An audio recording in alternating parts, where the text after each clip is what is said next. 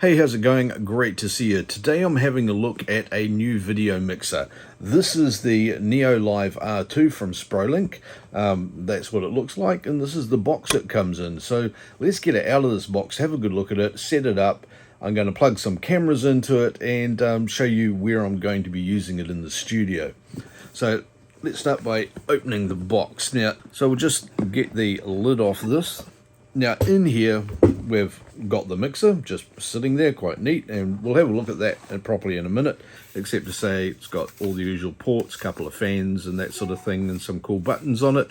In here we have got a pamphlet. This is a quick start guide / user manual. It's not a lot of a manual, I have to say, but once again we'll have a closer look at that soon. And also a little box in the bottom here. This has just got the power supply and an USB 3 cable in here that we'll use to hook it up to the computer.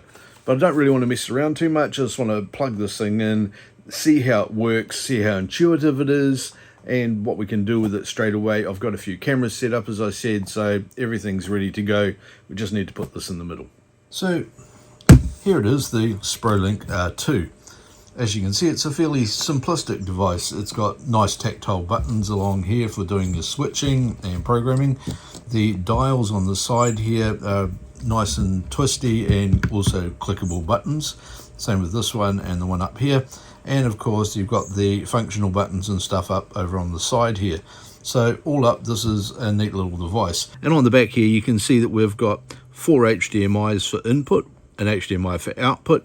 We've also got a USB 3 for output, and there's a USB thing here that you can plug a media device into. Also, we've got the power slot.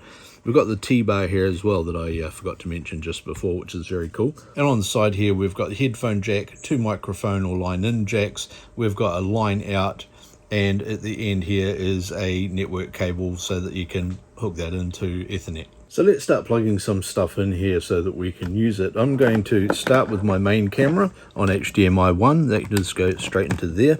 I've got another camera, which is my overhead one. That can go into HDMI 2. And my third camera into HDMI 3. I've got a monitor feed here, so that can go into the HDMI out socket. And also I'm going to want to stream this to the internet, so I will put the USB 3 into there as well. And that goes back to a computer. The final piece of the puzzle is, of course, power. So I'll just plug that in there and screw that socket securely into place and wait for this thing to start up. Now, while that's quickly starting up, I'll just tell you a little bit about the setup and what I'm trying to achieve here. See, I'm starting up a new channel which is all about tabletop gaming and gaming in general, and also painting a lot of figures. So I've been going and getting myself a whole heap of little paints like this and a whole pile of figures like this. In fact, I've got thousands of the damn things I've been collecting over the years, and I'm going to be painting these and playing games with them and having some really good interactive stuff going online. And I really want this mixer to work well for that, so that I can stream what I'm doing here, bring it to a heap of people from multiple different camera views, and very easily be able to switch between these things. And the SPROLINK Neo R2 is going to be exactly the device I need for doing this. It also does some really neat green screening and a whole pile of other effects. I'll show you that sort of stuff later. Okay, now this is running, let's have a quick look at the interface and all of the buttons and things we've got on here. We've got 1, 2, 3, 4, which correspond to the video feeds at the back. If you have a look at the preview image, which we've got here, you can see that I can switch that between camera 1, camera 2, camera 3, and I don't have anything on camera 4, so it's going to come up black. So I'll leave that on camera 1 for now. Over here we've got the program view, and I can switch to that just by hitting the auto button, and it does a transition through. That's easy enough. We're used to all that sort of thing. You can also transition using the T-bar, which is neat. We haven't had one of those on one of these small mixers before, so I'm really keen to see that and really glad to see that, and I'm keen to do more with it. Over on the side here we've got the audio follows video button. You can turn that on or off so you can specify where the audio goes. And a few other buttons here. I'm not entirely sure what they will do at the moment. We'll be doing more detailed tutorials on these later on. But these other buttons down the bottom here I wanted to show you very quickly. We've got the menu button here. Now obviously that brings up a menu. First thing it does is it shows you the 3 inputs you've got, which is great. we can see those, and it tells you what the resolution and frame rate of those are. Now it does convert all those frame rates down to the one of the initial thing, so the output is all going to be 1080 by 30. One important thing that you'll notice that when you first get this is that the menu is going to be in Chinese. So you'll need to come here and then to System Info and Language at the top. And when you first get this, you'll notice that it looks like this. All you need to do is just turn that one thing and it'll pop up and you'll be in English and able to read it all. I'm just going to hit menu again to back out of there. So first of all, you've got all the inputs. That's the input menu. Then you've got the layer settings. You've got the advanced settings for PTZ, chroma keying, transitions, output settings, that kind of thing. We have got audio settings, so that lets you do stuff with the audio channels, volume, input, delay, all that sort of thing.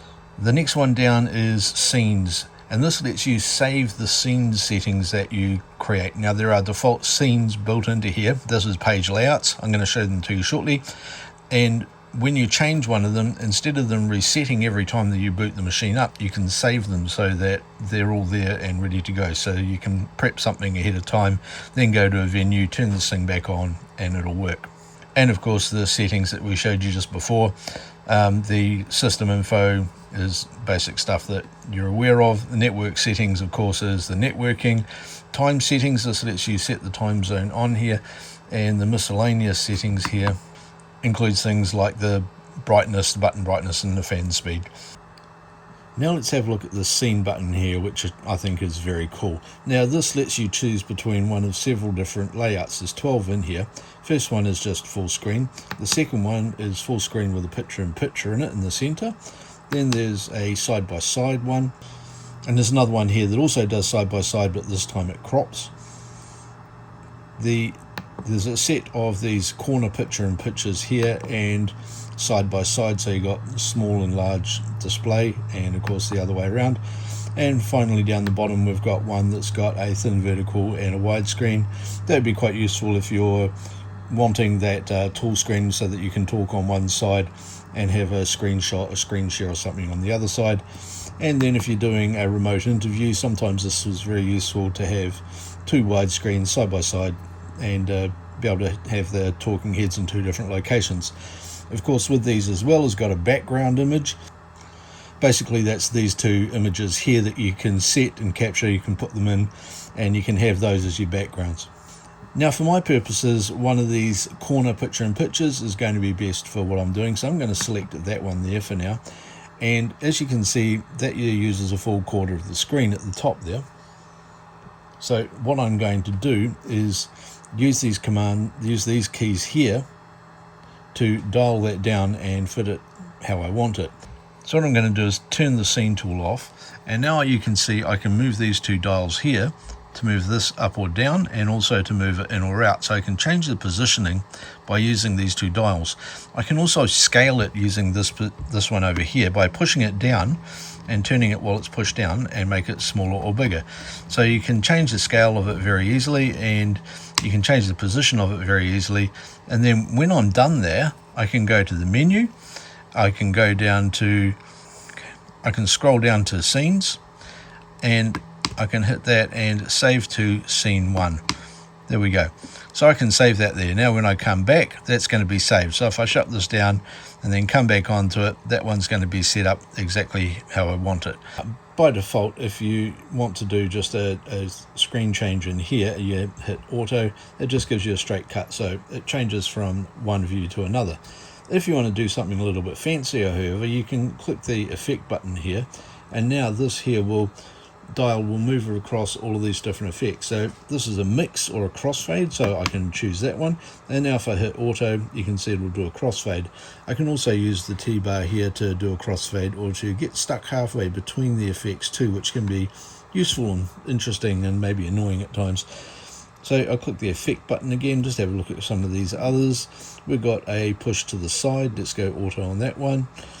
And once again, a compress. You've got lots of these different effects here that you can use to spice things up a little bit, I guess. Heaps of effects here just to mess around with and play with and see what you like and use it. I can see I'm really going to need a lot more time to mess around with this and learn some of its idiosyncrasies and intricacies. It's a really fascinating and deceptively more powerful device than it first appears. I thought at first when I opened up and put it down, okay, it's got just a few buttons on the front. It's going to be fairly simple to work out and start using. And to be fair, it is. It's very simple to just pull out of the box. Everything is visually simple and accessible. The other side of that, though, is it does have a lot of complexity under the hood. That complexity does seem to be very easy to get at and learn, but you will need to learn it before you get into it. One thing that is lacking is a manual. There is a little manual that's just this thing here. As you can see, it's just a quick start brochure, and you're probably going to need to work the rest of it out yourself, or look up the type of video that I'm going to be making for you shortly, which will tell you how to use a lot more of this stuff and get the absolute most out of this. But you can just turn this thing on, use it, switch between your video sources with great ease, and then do the cuts and autos and even some basic effects without even needing a manual. It's just going to work. So I'm using this one. I've got one camera here, which I'm going to be looking down at close work of what I'm doing on the bench. I've got another camera up over here, which is going to be the main camera that's looking at me and getting all the talking head kind of stuff, and a third camera that I've got sitting up on top here, and that's going to be a face down camera that's looking at everything I'm doing down here on the desk. So as you can see, that's going to be a lot of fun for me to work out, and I'm going to want to try and do some cool stuff on here. It's also got chroma keying. I want to get into that and maybe do some neat backgrounds where I can show off some of my figures against a CGI background or something like that. And I'll be bringing it all to you in other videos. So don't forget to put any questions you've got about this or anything you learn about it, put it into the comments below here. That sort of stuff's really valuable for me. I read a lot of it. I will get back to it and make more videos to answer questions or answer questions directly there. And also click on the subscribe button down here so that you can see more videos like this one, and watch these other two videos up here as well, because they're the kind of thing that YouTube have picked out for you, because they're really going to make your day better. Thanks for watching. I'll see you in another one soon.